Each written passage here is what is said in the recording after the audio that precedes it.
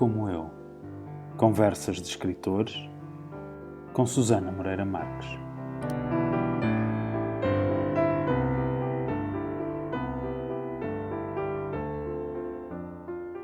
Olá, eu sou Susana Moreira Marques. Este é o 10º e último episódio do podcast Louco como eu, Conversas de Escritores. A escolha do título para este podcast não foi fácil. Que nome encontrar que não remetesse para páginas, folhas, tintas, ou que não usasse minudências como pontos finais e parágrafos? Achei que tinha encontrado o título certo quando em leituras me deparei com uma frase dita pela escritora americana Joyce Carol Oates. Disse ela, e cito: "Quando os escritores perguntam uns aos outros a que horas começam a trabalhar e a que horas acabam, ou quanto tempo levam a almoçar, na verdade estão a querer saber: é ele tão louco como eu?" Não é que eu acho que quem escreve é louco, embora às vezes acho que sou louca por eu própria tentá-lo. Aquela frase captura, primeiro que tudo, a necessidade que os escritores têm de conversar uns com os outros. Não há profissão mais solitária do que a do escritor, salvo eventualmente a do artista plástico ou antigamente dos faroleiros desterrados em pontos distantes da costa. O escritor passa horas e horas consigo mesmo. No caso dos romancistas, pode passar horas e horas com personagens, mas essas nunca deixam de ser reconfigurações do seu próprio universo. É possível que aquela frase não tenha sido dita exatamente assim. Talvez até seja ligeiramente fabricada. Quando a encontrei já era uma memória de outro escritor. Já vinha de uma conversa entre escritores. É Philip Roth quem cita Carol Oates assim, na The Paris Review, uma revista que ganhou nome precisamente graças às grandes entrevistas a escritores.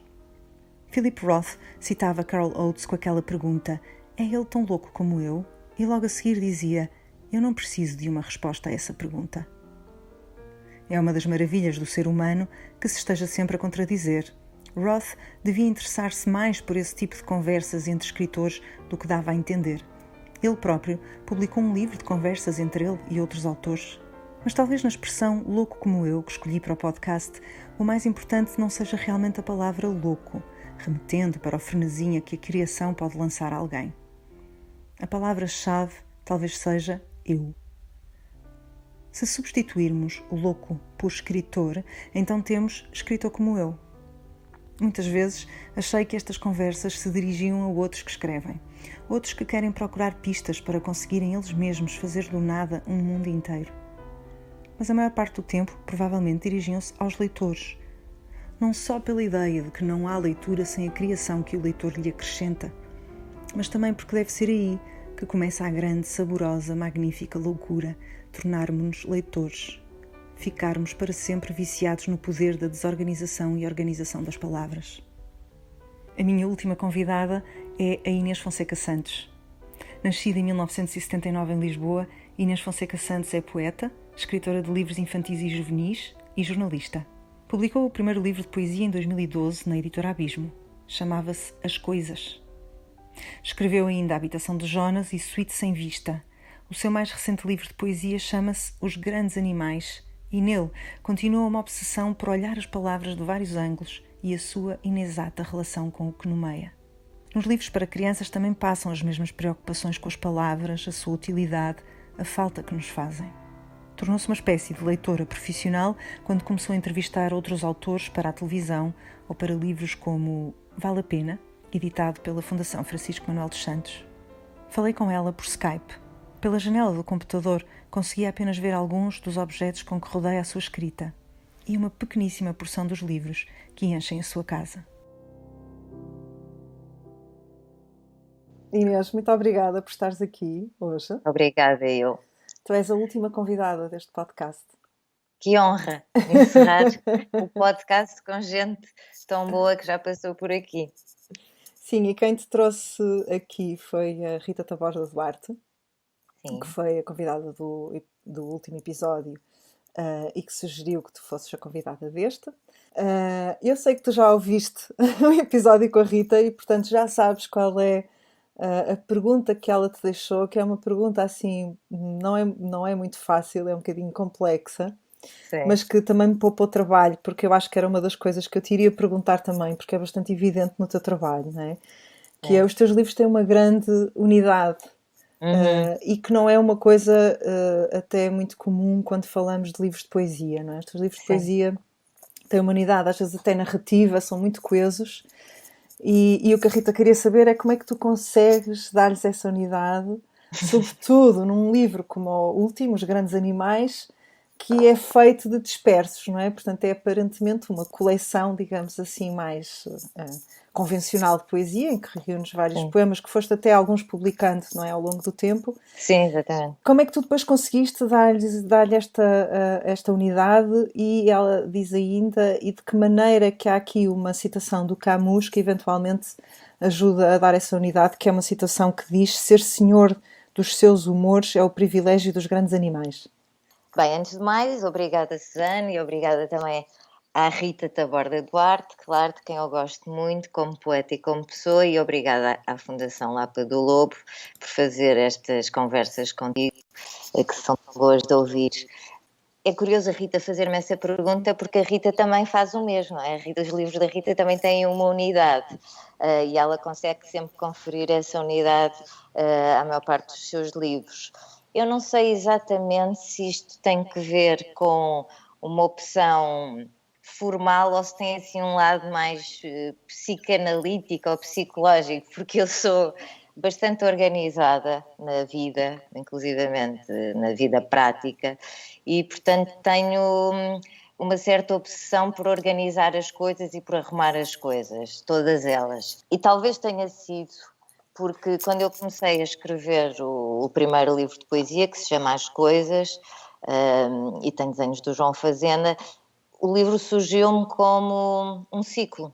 O primeiro poema chama-se As Coisas e depois os outros normalmente têm as coisas e um adjetivo ou uma designação qualquer em relação às coisas. E, portanto, isto surgiu-me desta forma e a partir daí eu ganhei este hábito de conferir uma unidade aos livros, porque me parece também que a poesia, estando bastante afastada da narrativa, que é uma coisa que a mim me interessa explorar também, há sempre a possibilidade de nós irmos construindo pequenas narrativas, porque nós organizamos mentalmente por histórias e, portanto, nós tentamos organizar pequenas narrativas dentro de cada poema. Portanto, se calhar conferindo, alargando essa narrativa para uma coisa maior, talvez as coisas me façam mais sentido, talvez os poemas ganhem outra dimensão e se reúnam num todo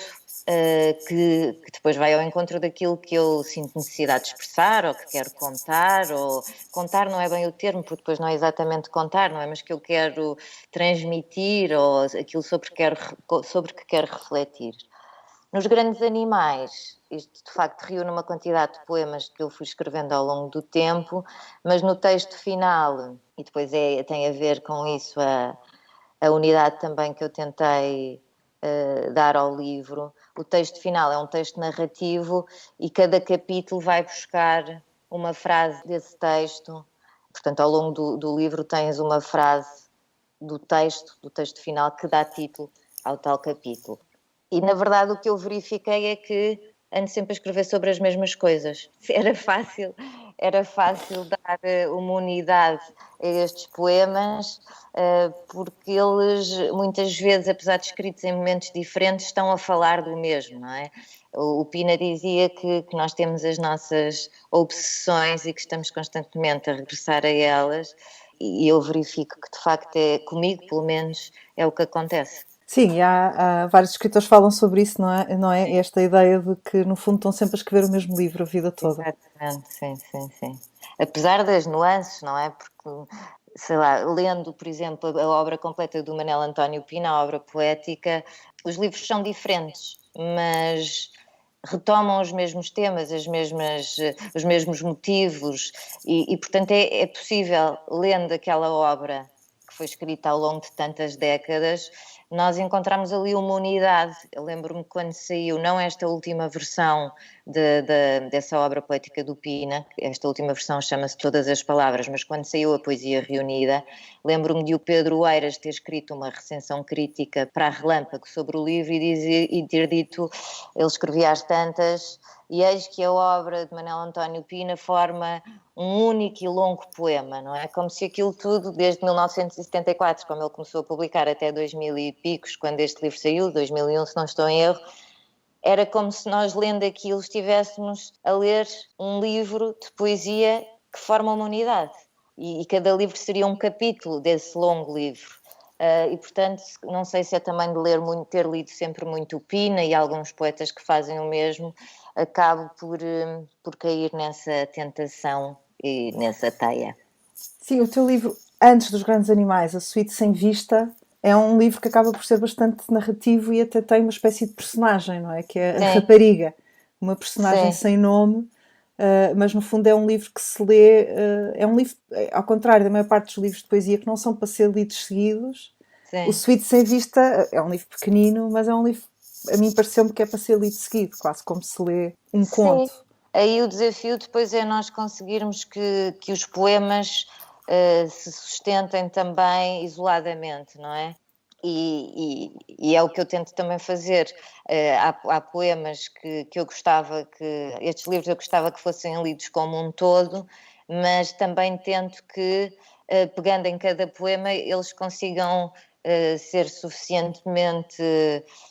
Não é que se autoexpliquem, porque a poesia não tem que explicar nada, não é? Mas que sejam, que se bastem a si mesmos, que sirvam para que o leitor consiga dali extrair aquilo que lhe interessar. Pode ser um pensamento, pode ser um sentimento, pode ser tudo isso, uma reflexão, seja o que for. Olha, tu nos Grandes Animais tens várias citações para além dessa do Camus que eu já disse, e tens uma que me chamou a atenção, que é do Auden, e que é For poetry makes nothing happen.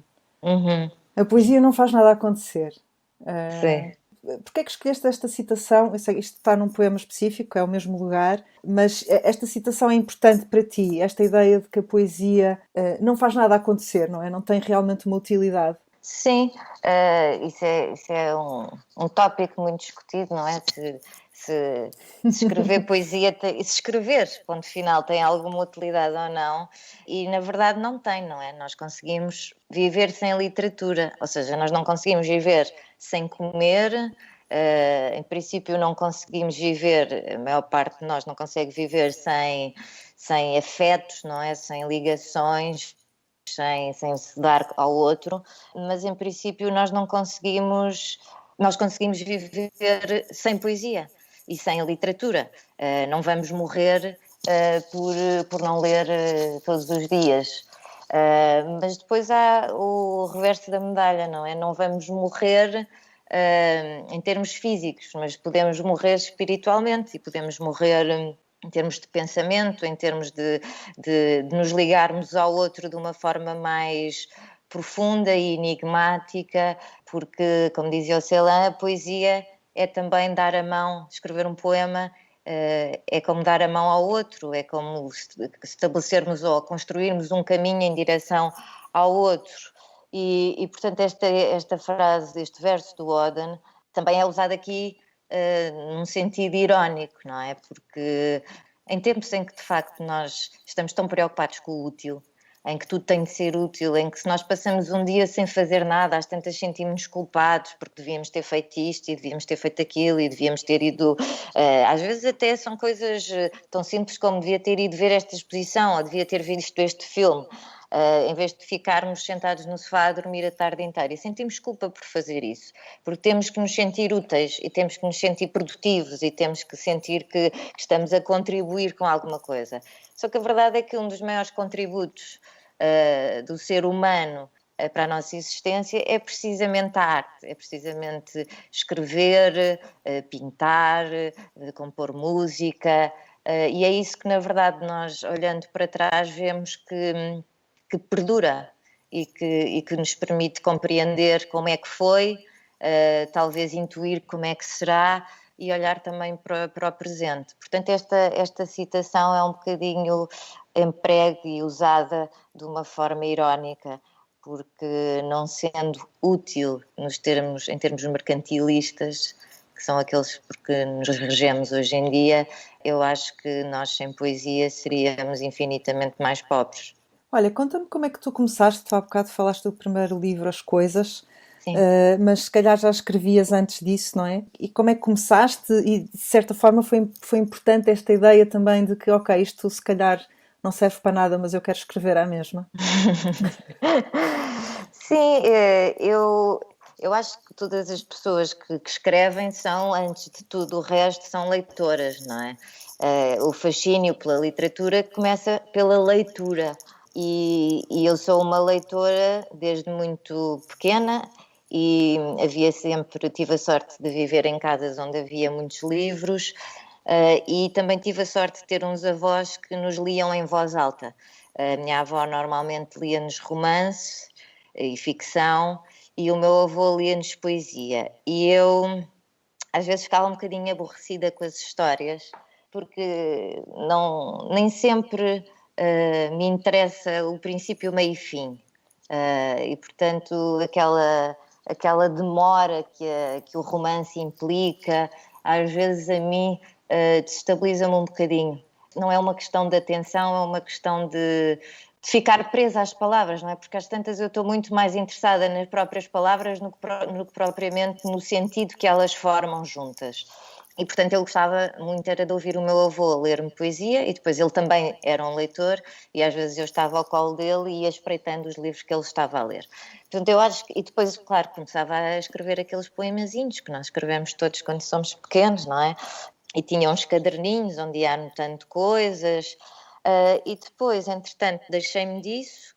Escrevia muito durante o meu curso, eu tirei o curso de Direito e odiei, e portanto escrevia muito nessa altura, e era quase como uma terapia, mas depois deixei um bocadinho tudo isso de parte.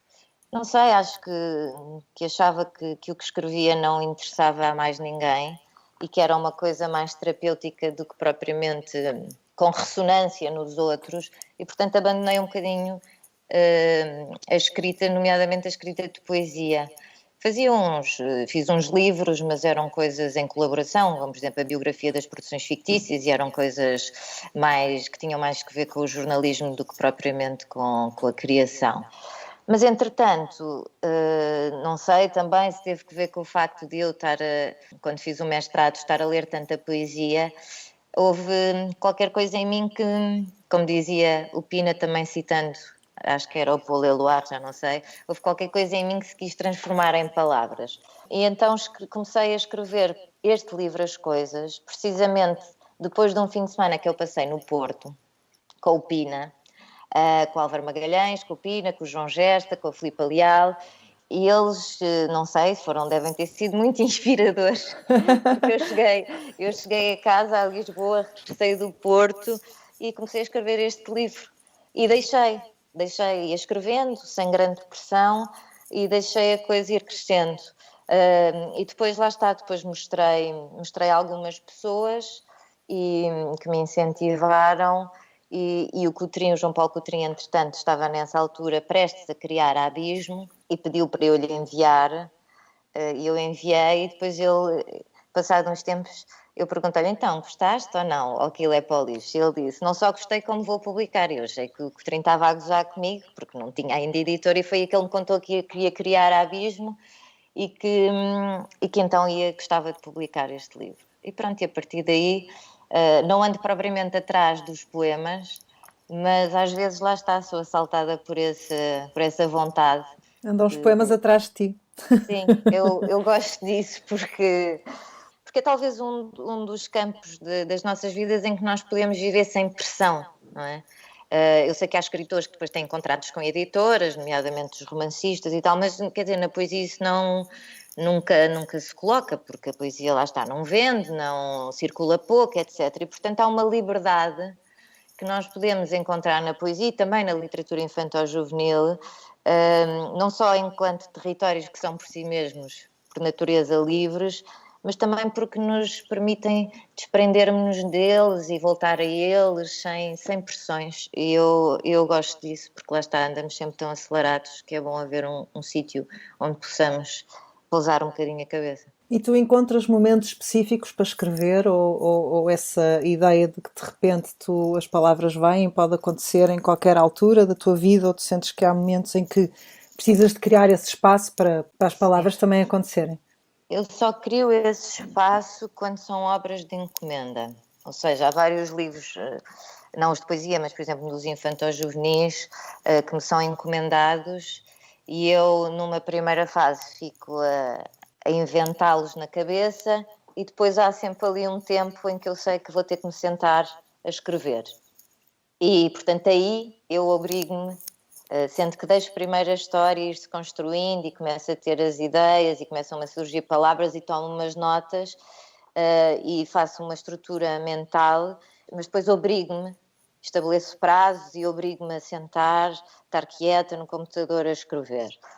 No resto, na poesia, não. São, sei lá, são impressões, são momentos. Acho que a única coisa de que eu tenho a certeza em relação a isso é que eu não consigo escrever, ao contrário do que fazia, por exemplo, quando estava na Faculdade de Direito, eu não consigo escrever quando estou mal, ou seja, quando estou com desconforto qualquer emocional, físico, não consigo escrever quando estou muito triste, porque não tenho essa disponibilidade. Tenho a cabeça ocupada com outras coisas e não consigo, nem sequer permito, há um bloqueio qualquer, eu nem sequer permito que as palavras cheguem. Mas depois quando estou melhor, quando termina um processo qualquer, sei lá, se há uma morte qualquer, tenho que fazer o luto todo até conseguir eventualmente escrever sobre isso ou sobre qualquer coisa que esteja à volta disso.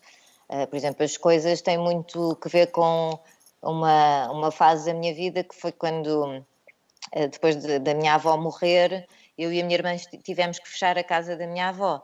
Mas eu só escrevi o livro, sei lá, uns 4 anos depois de ter passado por isso. E, portanto, no momento em que está a acontecer a coisa terrível, eu não consigo escrever. De resto, é um bocadinho estar atento ao mundo, não é? E manter um certo espanto em relação ao mundo e tentar ver as coisas de perspectivas diferentes daquelas que são úteis, lá está, e para as quais nos dizem que serve o mundo e servem as pessoas e servem as coisas. Acho que é um bocadinho essa atenção que depois despoleta os poemas. Olha, de que maneira o teu trabalho como jornalista, tu fazes imensas entrevistas a vários escritores e não só poetas, de que maneira é que esse trabalho, não é, que te obriga também a ser uma leitora quase profissional, Sim, que é ótimo. te ajuda depois a perceberes a tua própria escrita e os teus processos? Ajuda precisamente porque, lá está, eu em vez de ter que estar num escritório das 9 às 5 ou das 9 às 9, não é? Hoje é mais das 9 às 9, aliada deste mundo, posso ao longo do dia estar constantemente a ler. E, portanto, quanto mais eu leio, mais inquietações surgem, mais conhecimento se acumula, mais pensamento também se acumula e, portanto, essa leitura permanente ajuda-me lá está, a olhar o mundo de perspectivas diferentes e também a aprender e a ficar mais sensível a determinadas coisas que eu se calhar desconhecia. Por exemplo, eu antigamente praticamente só lia poesia e ensaio. E desde que comecei a fazer as entrevistas para Todas as Palavras, para o programa de televisão e para outros antes deste, passei a ler também bastante mais ficção. Passei a ler bastante ficção e muitos romances. E fiquei surpreendida porque eu não estava já habituada a esse folgo que os romances têm. Achava muitas vezes que os romances, tirando aqueles clássicos que nos prendem, os grandes escritores que nos prendem, não é? E que são referências de todos nós, eu às vezes ficava aborrecida. Mas eu acho que há um treino e há também esta possibilidade de, em vez de nos prendermos ao princípio, meio e fim da narrativa, irmos descobrindo o que está por trás das palavras, não é? Que é um exercício também que tem muito a ver com a poesia, que é para onde é que ele me está a levar, que caminho se está a esconder aqui. Há o caminho principal e depois há várias bifurcações e, portanto, às vezes esse treino e essa vontade de ir de vez em quando para uma bifurcação, em vez de estar a ler o livro como uma narrativa linear, tem-me surpreendido e reaprendi o gosto pela ficção. E lá está, e tudo isso não só me dá ferramentas, como também suscita em mim, sei lá, um interesse por coisas que se calhar eu não conheceria de outra maneira. Por exemplo, acabei de ler um romance do Eduardo Alphon que se chama Luto, em que ele fala de coisas que são universais, que são comuns a todos nós, que nós todos conhecemos, e depois remete para a história da Bíblia, de Caim e Abel, e fala da questão do nome e da identidade e tudo isso, mas depois lá o pano de fundo e o cenário do romance é a Guatemala. E eu não sei se algum dia irei à Guatemala, até hoje nunca fui, e o facto de aquele romance passar naquele sítio, com aquelas características, e já aquele lago que aparece no início já não existir, porque hoje em dia é um lago que está contaminado e, portanto, já não é aquele lago idílico da infância do narrador e do autor, que aqui coincidem, fez-me despertar o interesse pela Guatemala e, portanto, por outra geografia, por outra latitude. E o romance permite, de facto, esse conhecimento de territórios. A poesia também é evidente, mas como são coisas mais localizadas no tempo e no espaço, abrem-nos essas portas para lugares que nos eram até então desconhecidos. E isso interessa-me e depois vou registando. Não é que vá escrever um dia um poema sobre a Guatemala, mas lá está, posso escrever um dia um poema sobre um lugar que eu nunca visitarei, ou um lugar que me intriga, e por aí, portanto, tem que ver com isso. Com o que eu retiro dos livros tem muito a ver com isso. E tu sabes sobre o que é que vais escrever? Ou seja, quando começas a escrever, sabes que aquilo tem um tema, tu tens uma ideia, gostavas de escrever sobre isso e depois, mais tarde, escreves ou és surpreendida no momento em que escreves? Há um poema interessante, que há um poema nos Grandes Animais, que é o Sobre o Asfalto 3, em que diz transpô-la depois para o papel, a raiz intacta, permeável, deixá-la assentar, recuperar do choque e só então fitá-la, sem assombro nem expectativa, olhá-la como a frutos comidos, com as mãos, erguê-la sobre nós, é essa palavra, morte. Sim. Neste caso estás a falar sobre a morte, mas esta ideia de a palavra ter que estar escrita para a gente a poder contemplar, não só a palavra, mas tudo o que ela traz, não é? Sim, eu não tenho grandes planos nunca quando escrevo, e exceto lá está quando são as obras de encomenda ou quando nem nos livros infantis juvenis, nos livros mais que são narrativas, também não tenho grandes planos. O que acontece é que às vezes há um pequeno gatilho, que normalmente são leituras. São leituras, às vezes também já me aconteceu com peças de teatro, com espetáculos de ballet, com concertos, etc.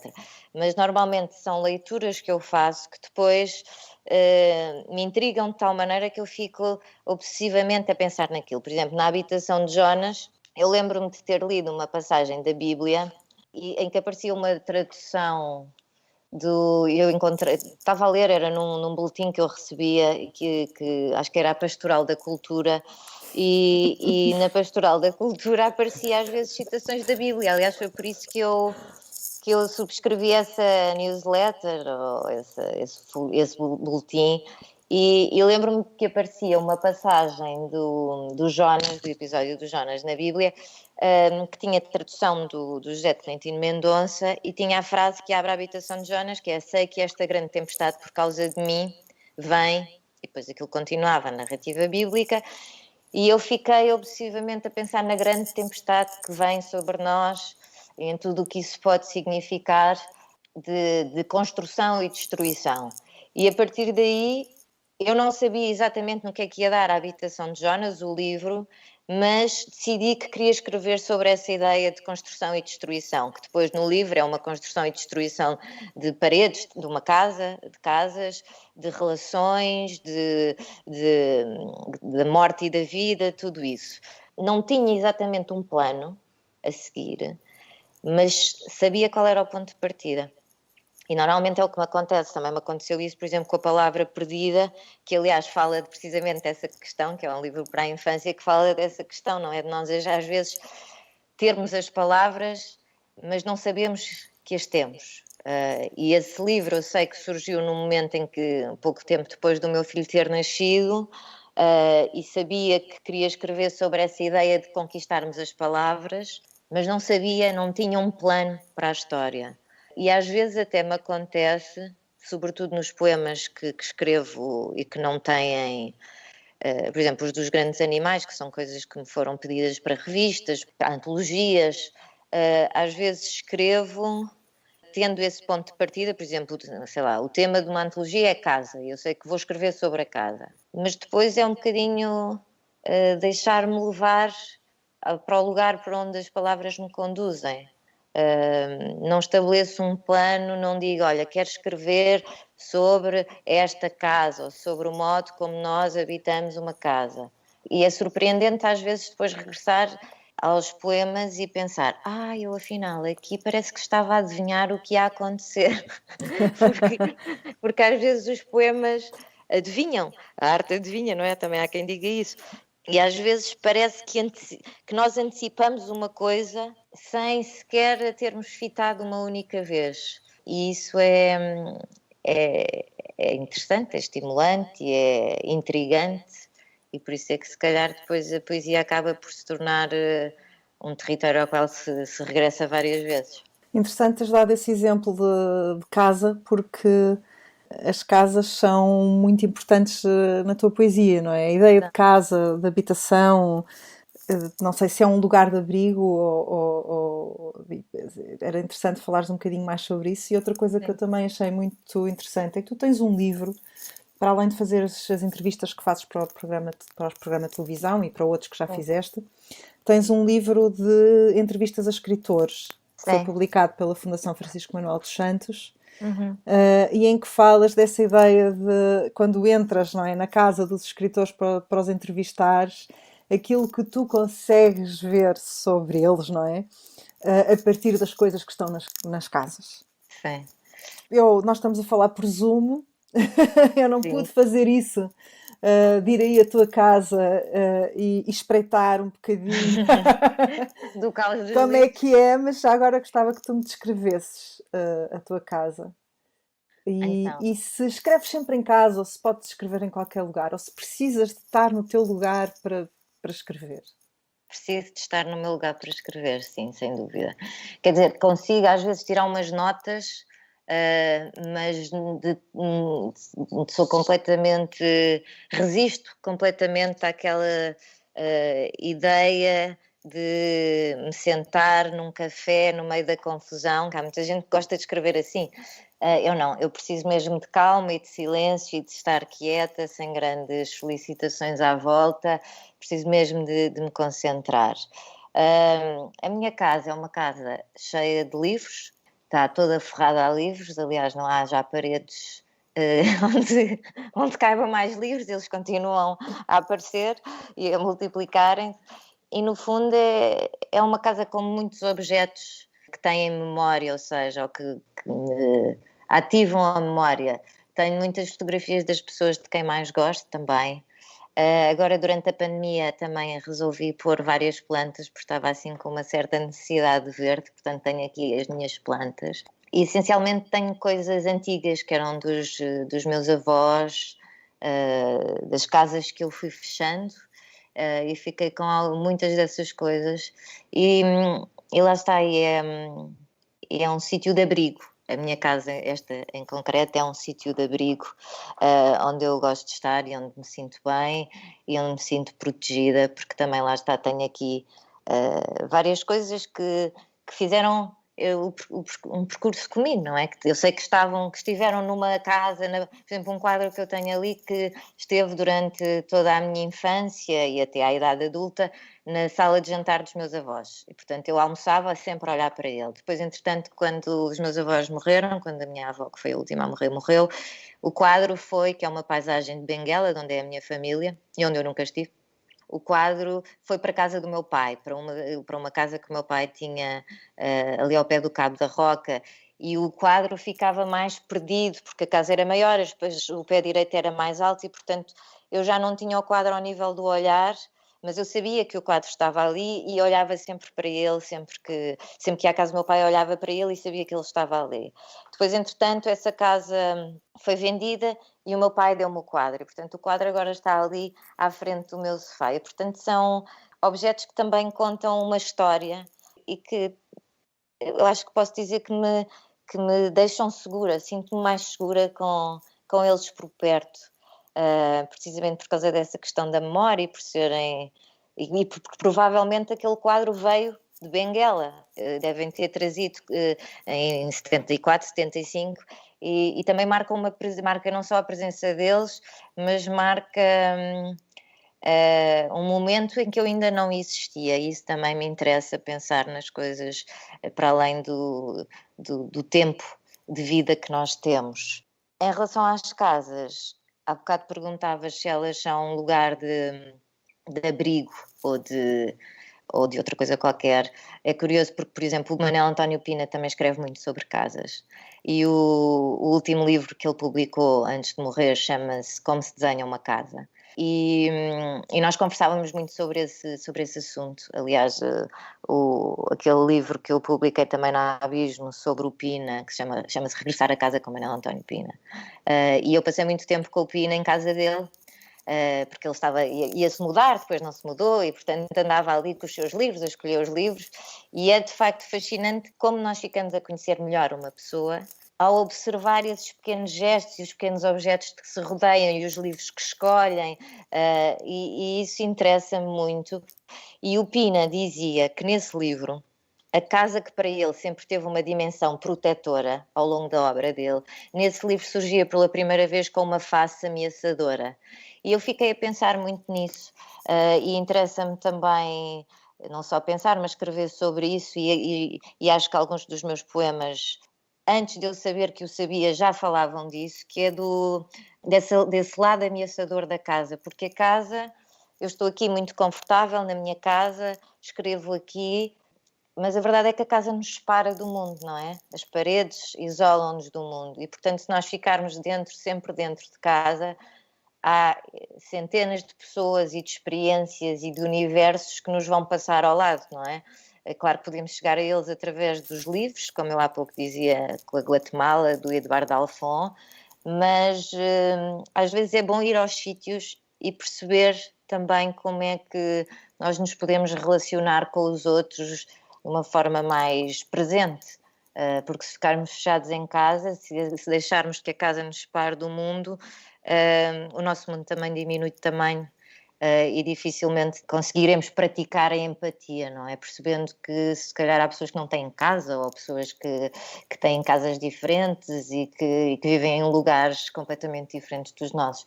Portanto, esse lado ameaçador da casa, hoje olhando, depois do Pina me ter falado disso e olhando para os livros, eu acho que de vez em quando também surge, nomeadamente na Habitação de Jonas. Olha, tu já referiste várias vezes, eu já acho que já não consegui contar, talvez 4 ou 5, o Manuel António Pina. Sim. Eu sei que é uma figura, não só escreveste sobre ele, mas foi uma grande influência para ti. Conta-me como é que o conheceste, como é que foi esse encontro? Eu normalmente tenho o hábito de citar muitas vezes as pessoas de quem gosto, não é? De falar muito delas. Porque, de facto, as pessoas que me são próximas e que se tornam minhas amigas são referências para mim normalmente, e eu gosto de estar com elas e de as ouvir. E o Pina era uma pessoa fora do normal, era mesmo uma pessoa extraordinária. Eu conheci-o, portanto, eu comecei a escrever não, eu decidi que ia escrever a tese de mestrado em literatura portuguesa sobre a obra poética dele, ainda estava na parte curricular do mestrado. E, portanto, os trabalhos das disciplinas que eu tinha passaram a ser também sobre a obra dele. Às vezes dava, por exemplo, havia um seminário que eu tinha que era sobre visões do fim na poesia de 900. E o primeiro livro do Pina chama-se Ainda não é o fim nem o princípio do mundo, calma, é apenas um pouco tarde. E, portanto, o ideal era eu começar logo a trabalhar a obra dele, e, portanto, nesse seminário escrevi um ensaio sobre o primeiro livro do Pina. E nessa altura, como havia pouca havia pouquíssimos, não havia ensaios, aliás, não havia nada sobre a obra do Pina, havia sobre a obra infantil-juvenil já, mas havia só recensões de alguns livros na imprensa, não havia nada escrito de facto sobre a obra do Pina. E, portanto, as referências que eu tinha eram poucas e eu tive que falar com o Pina, escrevi-lhe um e-mail, arranjei o e-mail dele e escrevi-lhe um e-mail para ele me tirar pequenas dúvidas, porque a primeira edição desse livro já estava fora de circulação, era difícil de arranjar, depois eu arranjei uma segunda edição, meu pai arranjou ali comprou no meio da rua, no Recio, e arranjou uma segunda edição, depois eu lá consegui arranjar a primeira, mas era difícil nós termos acesso às primeiras versões dos livros, que ainda por cima o Pina alterava, não muito, mas às vezes alterava pequenas coisas nos livros, e portanto eu tinha a poesia reunida da Síria Alvim, mas queria ir ver as primeiras edições para ver o que é que tinha mudado, se ele tinha alterado, não sei. E portanto pedi ajuda ao Pina nessa parte nessa parte logística e mais prática. Comecei a trocar e-mails com ele. E depois ele veio a Lisboa receber um prémio, logo nessa altura, isto foi no início do século, deste novo século, do século XXI, 2002, 2003, por aí, deve ter sido 2003 talvez. E o Pina veio a Lisboa receber um prémio e eu fui à sessão de entrega do prémio e pronto, era muito difícil tu conheceres o Pina e não ficares amiga dele, porque ele era uma pessoa que se dava aos outros, contava imensas histórias, tinha imenso sentido de humor e portanto basicamente começámos aí a construir uma relação de proximidade que depois foi aumentando com o tempo também e foi crescendo, já depois de eu ter feito a tese e tudo isso, e foi assim que eu conheci, foi também por causa da poesia, e só depois é que passámos a ter a amizade e de facto não há uma boa maneira de falar sobre o Pina, porque são sempre insuficientes as palavras que nós podemos usar para o descrever. Só mesmo conhecendo aquele homem é que dá para perceber como ele era. E portanto, olha, foi um encontro feliz de amizade e de trocas também literárias. Ele ensinou-me imensas coisas, deu-me imensas referências. Era uma pessoa boa para partilhar a vida e alguns momentos. E tu deste-lhe a ler os teus poemas quando começaste a escrever? Ele ainda apresentou as coisas no Porto. Em Lisboa foi o António Mega Ferreira que apresentou o livro e depois nós fizemos um lançamento no Porto e foi o Pina que apresentou as coisas, o livro, as coisas. E eu tinha alguma vergonha, não é? Estar a mostrar os meus poemas ao Pina era um disparate na minha cabeça. Olha, que disparate, agora vou estar a incomodar o Manuel António Pina com os meus poemas. Mas deu-se uma coincidência muito interessante que foi... há assim coisas que são obra de umas forças que nós desconhecemos. Foi que o Pina, nesse fim de semana em que eu fui ao Porto, o Pina disse, tenho aqui uns novos poemas, tenho que os mostrar, vou enviar-vos, não sei o quê. E eu, com certeza, envie-me. E eu voltei para Lisboa, comecei a escrever as coisas e o primeiro poema saiu logo como está, que se chama As Coisas. E nessa semana a seguir o Pina mandou-me os novos poemas dele e entre esses poemas vinha um que se chamava As Coisas e que eu cito no início do livro. Foi como uma espécie de confirmação. Ora, estás a escrever sobre as coisas, toma lá um poema sobre as coisas e eu, entretanto, contei essa história ao Pina a dizer, nem imagina o que é que aconteceu, olha esta coincidência extraordinária, veja lá os poemas, mas sempre assim sem compromisso, não é? Se não lhe apetecer ler, não leia. E portanto, ele depois escreveu um texto muito bonito e muito generoso, no qual não se esquece de ninguém, porque o Pina era muito assim, não é? Portanto, ele fala não só dos poemas e do livro, como fala dos desenhos do João Fazenda, que estão nesse livro, como fala da edição da Abismo, que ele também já conhecia bem o Coutrinho, portanto, não se esquece de nada e foi uma bonita apresentação nos Maus Hábitos, no Porto. E claro, ele era um homem também delicado, disse-me que gostou. Agora, nunca saberemos se ele estava a dizer a verdade. Olha, eu por acaso, eu não tenho as coisas porque está esgotado, está fora de circulação, não é? Queres ler esse primeiro poema? O do Pina? Não, o teu Ah, primeiro poema das coisas. na verdade, é assim, este livro também tem assim uma série de jogos, não é? Portanto, tem uma nota introdutória com o poema do Pina, depois tem uma introdução, que é um poema em jeito de agradecimento, que foi um poema que eu escrevi para a Filipa Leal, porque foi ela a primeira pessoa a ler estes poemas e foi das pessoas que insistiu mais, não, continua e mostra e não sei o quê e tal, e portanto insistiu, e portanto eu escrevi um poema em jeito de agradecimento no início.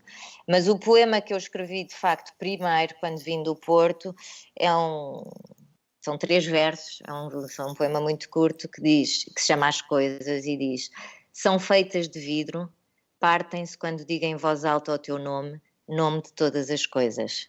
E, portanto, isto é o mote para o livro todo, porque há sempre aqui coisas que se partem e nomes que se perdem e outros que se encontram. E isto foi o que me surgiu logo que cheguei a casa depois desses dias no Porto. Já há pouco falaste do teu primeiro livro para crianças, que se chama Palavra Perdida. Também Sim. tem um bocadinho a ver com esta ideia do que se Aliás, o perde. livro era também o resultado de conversas com o Pina e de eu ter tido um filho já depois do Pina morrer e ouvi-lo a tentar, a balbuciar, não é? E eu a pensar que ele estava ali a conquistar a sua própria linguagem e, portanto, passava muito tempo a ouvi-lo. E por isso o livro é dedicado a esses 2 Manuéis. O meu filho também se chama Manuel e, portanto, é dedicado ao meu filho Manuel e à memória de Manuel António Pina, que nesta altura já tinha morrido. E depois continuaste a escrever para crianças e foi um bocadinho... os teus livros de crianças, para crianças, desculpa, partem do crescimento do teu filho. Estás um bocadinho a escrever para ele, como, sei Não, lá, a Sofia de Melbrenner dizia que escrevia para os filhos, não é? não, Ou, não. entretanto, partiste para criares uma obra para a infância que já está independente da tua experiência como mãe? Não, neste caso foi claramente um livro que eu escrevi a partir da experiência de ouvir o Manela a falar e também desta ideia que é uma coisa que também está muito na obra do Pina e que está, escrevo sobre isso na minha tese de mestrado, no ensaio que eu escrevi sobre da obra do Pina. Depois, claro, tem implicações, os miúdos leem isto como uma história em que um menino perde uma palavra, mas que depois, isto aqui tem Wittgenstein, tem várias referências, que eram as referências que eu e o Pina falávamos e os assuntos que nós falávamos. Mas, na verdade, este não foi o primeiro livro, foi o primeiro livro para a infância que eu publiquei, mas não foi o primeiro livro para a infância que eu escrevi. O primeiro livro para a infância que eu escrevi tem quase 10 anos e ainda não foi publicado, mas há de sair porque o João Fazenda está a fazer as ilustrações já há bastante tempo e agora finalmente conseguiu encontrar ali o caminho que ele estava a procurar há tanto tempo. E então há de sair em breve. E chama-se Torre P 6B, que era, lá está, voltamos às casas, que era o apartamento onde viviam os meus avós, a casa dos meus avós. Era um 6B numa torre que era a Torre P. Porque eu de facto tenho este fascínio pela literatura para a infância e sempre tive imensos álbuns ilustrados em casa. Não é uma coisa de quando o Manel nasceu.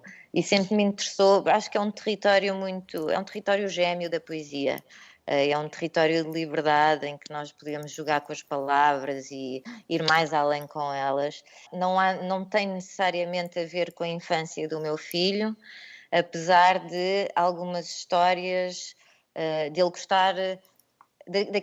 Aquelas que eventualmente têm mais a ver com ele são as que ele, mesmo que não seja de uma forma explícita, são as que ele mais gosta. Ele gosta muito da palavra perdida. Até diz, é a minha biografia, diz ele. Diz que a palavra perdida é a biografia dele. Não é nada, mas pronto. Mas pode ser parte. E gosta muito de um outro livro que eu escrevi que se chama Vincos. Mas esse livro, na verdade, foi uma encomenda. Mas como há 2 rapazes que vão para a escola e atravessam uma passadeira, portanto, ele deve se relacionar mais com aquele universo do que propriamente com outros sobre os quais eu escrevi. E, portanto, são os livros que ele mais gosta dos meus. Depois também gosta das biografias, ele tem algum fascínio pelas biografias, portanto também acha graça à biografia do Saramago, só que não a compreende ainda, porque aquilo é para mais crescidos. Mas é uma coisa totalmente independente de... Eu acho que teria escrito estes livros mesmo que o Manel não tivesse nascido e mesmo que eu não tivesse sido mãe. E isso, entretanto, levou-te também ao teatro. Também, sim, as criações para a infância depois acabaram por se se desdobrar também e chegar ao teatro, onde eu colaboro com um projeto maravilhoso do Teatro Nacional Dona Maria, em parceria com a Câmara Municipal de Lisboa, que se chama Boca Aberta, e que surgiu quando o Tiago Rodrigues foi para o Teatro Nacional Dona Maria, e é um projeto que eu partilho sobretudo com a Maria João Cruz, que escreve os textos comigo, e com a Catarina Requeijo, que é encenadora, e depois com os atores, que na verdade têm sido quase sempre os mesmos, vão variando em função dos espetáculos, mas há assim um grupo de atores que nos tem acompanhado, e nós criamos espetáculos para a primeira infância, ou seja, para crianças entre os 13 e os 6 anos, sendo que os mais velhos também costumam assistir no teatro, e o mais interessante desse projeto é que nós vamos apresentar os espetáculos às escolas e depois as escolas vão ao teatro e depois há os fins de semana para as famílias. É muito engraçado não só construir esses espetáculos com a Maria João Cruz e com a Catarina Requeijo, como é depois engraçado termos de construir a coisa de forma a que ela seja portátil e encaixe bem num ginásio de uma escola ou numa sala de aula de uma escola, e portanto temos que jogar ali com vários fatores de forma a que o espetáculo possa circular, e depois é muito difícil e muito aliciante escrever para crianças em idade pré-escolar, ou seja, que ainda nem sequer sabem ler e escrever, não é? Têm ali 3, 4, 5 anos e acho que é o meu público preferido, porque são muito espontâneos e dizem, quando gostam dizem logo, quando não gostam também dizem sem qualquer pudor. E depois têm as perguntas mais mirabolantes que existem e são absolutamente genuínos, portanto é uma experiência ótima. Não deixam passar nada. Gosto muito de colaborar com o Boca Aberta, é das coisas que eu mais gosto de fazer. Olha, para terminarmos, queria-te perguntar, ainda por cima, falaste muito do Manuel António Pina e da importância da leitura para ti também, e das pessoas que tu foste encontrando e que te ajudaram, não é? A construir-te como poeta. Se eu te pedisse para deixares um conselho para quem está a começar a escrever poesia, eu sei que isto é uma pergunta um bocadinho difícil. Muito difícil. Um conselho, uma dica, algo que tu gostasses de transmitir. Então, bem, o primeiro conselho é a leitura. Leiam tudo o que puderem. Há muitos, nós temos ótimos poetas e às vezes a poesia está bastante acessível. As pessoas não sabem, mas a poesia está bastante acessível. Há livros a circular pela internet a preços ótimos e coisas muito boas. Sei lá, no outro dia vi um livro do António Franco Alexandre, que é um dos poetas portugueses que eu mais gosto, que estava a ser vendido a 3 euros. Ir às livrarias as livrarias independentes, às livrarias pequeninas, olhar para as estantes e escolher livros é das coisas mais, não só divertidas, porque depois às vezes descobrimos coisas inusitadas, mas também estimulantes. E depois, para além desse conselho de circularem pelas livrarias e olharem para os livros, e às vezes até há umas, por exemplo aqui a Snop, que é ao pé de minha casa, dá para irmos, eles deixam-nos ler os livros lá. Portanto, muita leitura. Esse é o conselho principal, muita leitura mesmo. E depois nada de pressas, nem de precipitações, porque há um tempo para as coisas acontecerem, parece-me a mim, e uma maturidade. E se nós nos precipitamos, às tantas perdemos uma parte do caminho. E a literatura, nós nunca vamos ler todos os livros do mundo e não temos de escrever todos os dias sequer, não há propriamente regras. Aliás, falando de poesia, a poesia é o que está fora da regra, é o que está fora da gramática e, portanto, acho que as pessoas que queiram escrever ou que gostem de escrever e queiram publicar, acho que o melhor conselho para além da leitura é essa rejeição da pressa. Inês, muito obrigada. Foi um grande prazer. Susana. Foi ótimo. Muito obrigada.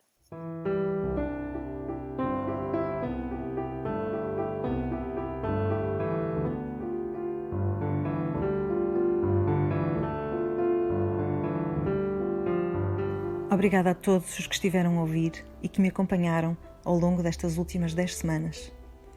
Este podcast nasceu, sobretudo, da vontade do Rui Fonte, Foi ele que tornou o podcast possível e fez a edição de todos os episódios.